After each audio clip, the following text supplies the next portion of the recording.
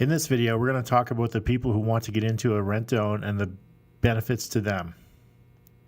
In a rent-to-own, the person or persons who is going to move into the home and ultimately buy it is commonly referred to as a tenant buyer and technically called the optionee.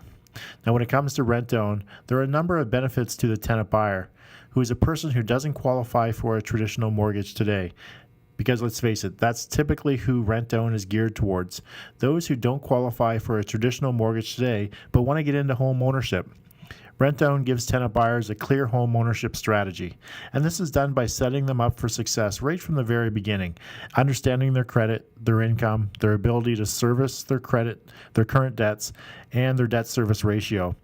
It's only through understanding these things that a good rent-to-own company and a good homeowner can help the tenant buyer make an informed decision, get them into the right home, one that they'll be able to qualify for in the future, and set them on a path to success. During that path to success, the tenant buyer can receive some benefits from entering into a good, reputable rent-to-own program. Now, those benefits can include minor renovation upgrades that are acceptable during the tenancy. Buyers are guaranteed a place to rent for the length of the contract. Financial leverage. The tenant buyer is not required to have the same amount of down payment to move into a home that they may be required to have through a typical lender.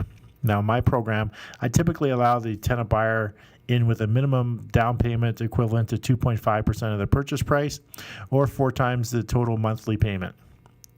Now, they also have time to accumulate their down payment. Now, in a good rent-to-own program, the seller typically sets the term of the rent-to-own based on knowing the minimum amount of time the tenant buyer requires to fix their credit issues and get themselves into a position to qualify for a traditional mortgage.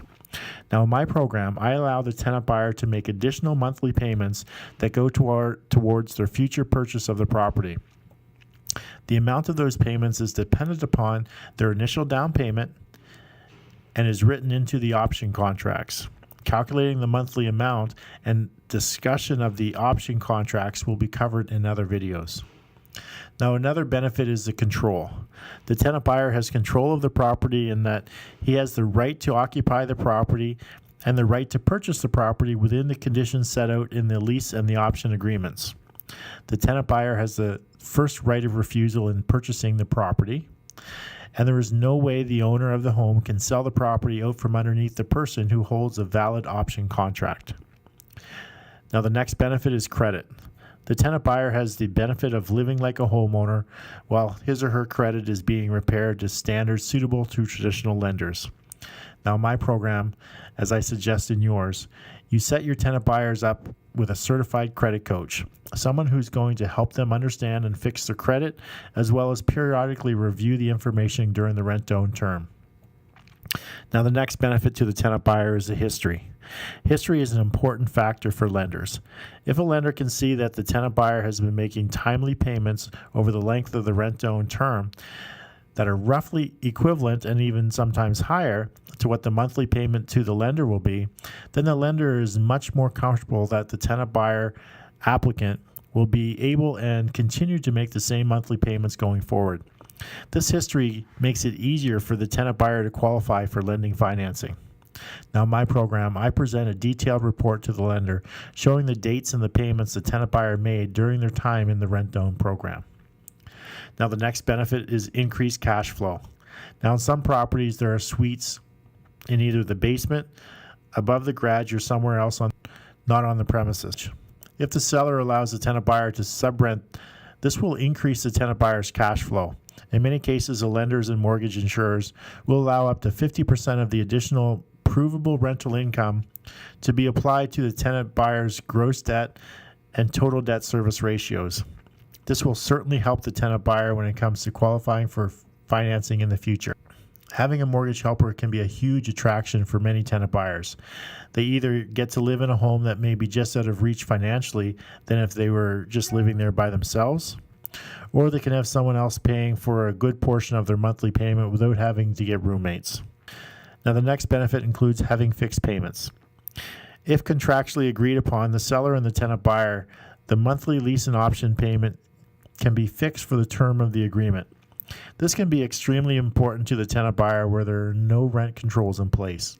It also helps the tenant buyer with budgeting their monthly income and expense to ensure they are used to making the payments. Now, my program, once I set the monthly payments, I never change them through the duration of the term. Now, the next benefit is a predetermined price. Now, typically, it is contractually agreed upon by the seller and the tenant buyer the purchase price of the property be set at the beginning of the term. This is preferable in many cases as the tenant buyer knows exactly what kind of financing he or she has to qualify in the future. This can be very important to the tenant buyer in a seller's market where prices are increasing rapidly.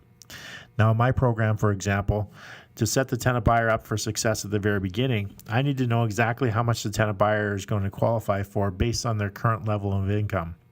When I put someone in a home, I need to know what the selling price of that home is going to be at the end of the term, so I don't put someone in a home I know they won't be able to qualify for at the end. I always set the purchase price of the home at the beginning and enter the value into the option contract I set with the tenant buyer.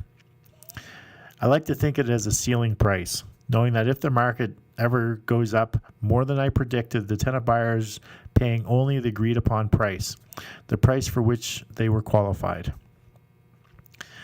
Now, the next benefit is no major repairs. The tenant buyer is typically only responsible for repairs up to a predetermined amount. Now, this takes a kind of financial pressure off the tenant buyer, knowing that if any major repair had to be done, the seller would be responsible.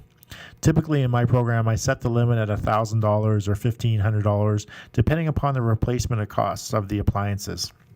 The major repairs such as furnace, roof, structural issues, they're still covered by the owner, as they are typically not from normal wear and tear of people living in the home.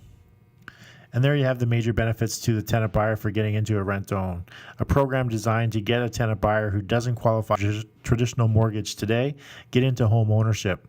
Now, a good rent-to-own program needs to be beneficial to all parties, and from the tenant buyer perspective, needs to set them up for success right from the very beginning.